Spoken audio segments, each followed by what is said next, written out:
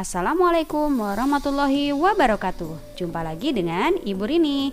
Dalam video ini kita akan membahas muatan matematika tentang soal cerita FPB dan KPK.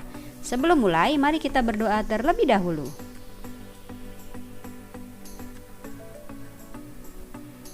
Dalam kehidupan sehari-hari, tanpa kita sadari, kita banyak menemukan hal-hal yang berkaitan dengan matematika. Contohnya seperti ini. Pada kasus 1, kita baca bersama-sama. Daren selalu mengisi celengannya tiap 3 hari sekali, sedangkan Gazi tiap 4 hari sekali. Pada tanggal 5 Januari 2021, mereka sama-sama mengisi celengan mereka pertama kali. Pada tanggal berapa mereka akan mengisi celengan mereka di hari yang sama lagi untuk yang kedua kali? Kemudian kita lihat lagi kasus yang berikutnya. Untuk teman-temannya, Alisha membeli 6 lumpia dan 8 donat. Alisha akan meletakkan kue-kue tersebut pada beberapa piring. Tiap piring diisi lumpia dan donat dengan jumlah dan jenis yang sama banyak. Berapa piring paling banyak yang Alisha perlukan? Yuk kita coba selesaikan 2 kasus tersebut menggunakan matematika. Untuk kasus pertama, Daren dan Gazi melakukan sebuah rutinitas atau hal yang berulang-ulang beberapa hari sekali. Ini gambaran garis waktunya. Mereka bersama-sama melakukan hal tersebut pertama kali pada tanggal 5 Januari. Selanjutnya, mereka melakukan rutinitas tersebut dengan berulangan waktu yang berbeda. Ini gambarannya.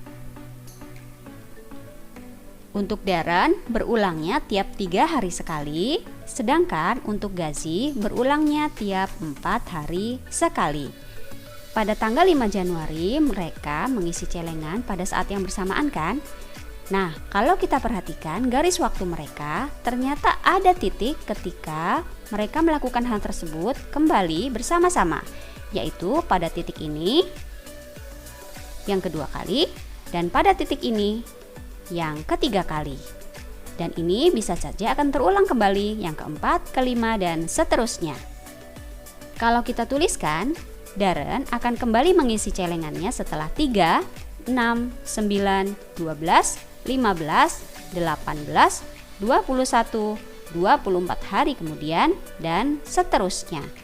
Sedangkan Gazi akan mengisi celengannya setelah 4 hari, 8, 12, 16, 20, 24 hari, dan seterusnya. Dari sini kita bisa lihat setelah tanggal 5 Januari mereka akan bersama-sama mengisi celengan 12 hari kemudian. Jadi mereka akan mengisi celengan bersama kedua kali adalah 12 hari setelah 5 Januari, yaitu tanggal 17 Januari 2021. Anak-anak, kalau kita perhatikan langkah ini, ternyata langkah ini adalah langkah untuk menentukan KPK.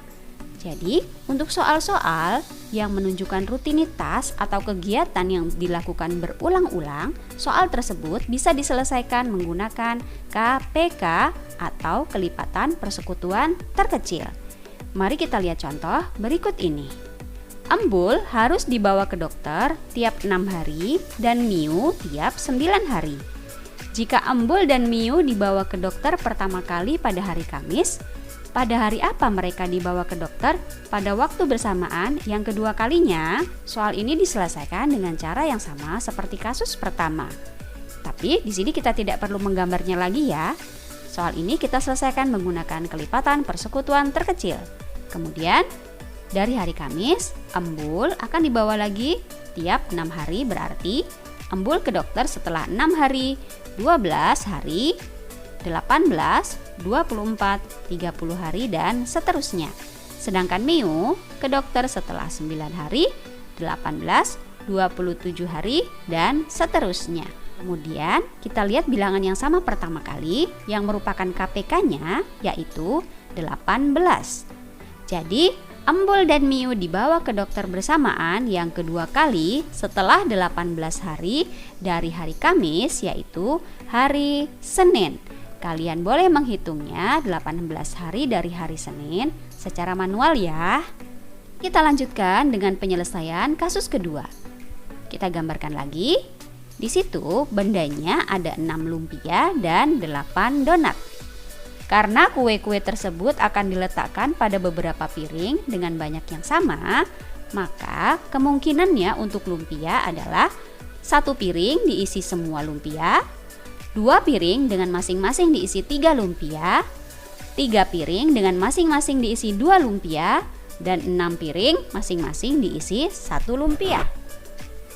Sedangkan untuk donat kemungkinannya 1 piring diisi 8 donat, 2 piring diisi dengan masing-masing 4 donat, 4 piring dengan masing-masing diisi 2 donat, dan 8 piring masing-masing diisi dengan 1 donat. Dari gambaran ini bisa dilihat bahwa Alicia memerlukan 1, 2, 3, atau 6 piring untuk meletakkan lumpianya. Sedangkan untuk donat, Alicia memerlukan 1, 2, 4, atau 8 piring. Pertanyaannya di situ adalah berapa piring paling banyak yang Alicia perlukan? Kita bandingkan untuk lumpia dan untuk donat. Karena di situ tiap piringnya nanti akan diisi lumpia sekaligus donat, maka kita pilih yang mana ya yang kemungkinan bisa untuk meletakkan donat sekaligus lumpia. Ternyata banyaknya piring yang mungkin untuk diisi lumpia dan donat paling banyak adalah 2 piring. Jadi paling banyak Alicia memerlukan 2 piring. Dari sini kita bisa lihat bahwa 1, 2, 3, dan 6 adalah faktor dari 6, sedangkan 1, 2, 4, dan 8 adalah faktor dari 8. Sedangkan 2 di situ adalah faktor yang sama, yang paling besar. Artinya soal ini diselesaikan menggunakan FPB. Berarti kalau ada soal sejenis ini, kita bisa menyelesaikannya menggunakan FPB tanpa perlu menggambar lagi, seperti pada contoh berikut ini. Jess punya 12 batang coklat dan 16 bungkus wafer. Ia akan membungkusnya dengan kantung. Tiap kantung diisi kedua macam makanan tersebut, di mana coklat dan wafer dalam tiap kantung sama banyak.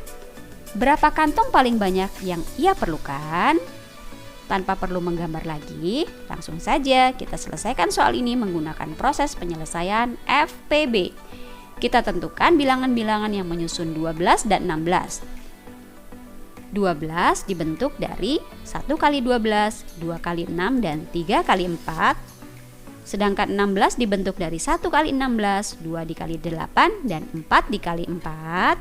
Untuk coklat berarti memerlukan 1, 2, 3, 4, 6 atau 12 piring. Sedangkan untuk wafer perlu 1, 2, 4, 8 atau 16 piring. Kemudian kita bandingkan yang sama, kita ambil yang paling besar atau FPB-nya yaitu 4. Jadi paling banyak Jess memerlukan 4 kantung. Baik anak-anak, cukup sampai di sini penjelasan dari Bu Rini. Silakan diulang saja videonya sampai kalian mengerti. Terima kasih ya sudah menyaksikan penjelasan materi ini. Semoga ini mudah dipahami. Kita akan berjumpa pada materi berikutnya. Wassalamualaikum warahmatullahi wabarakatuh.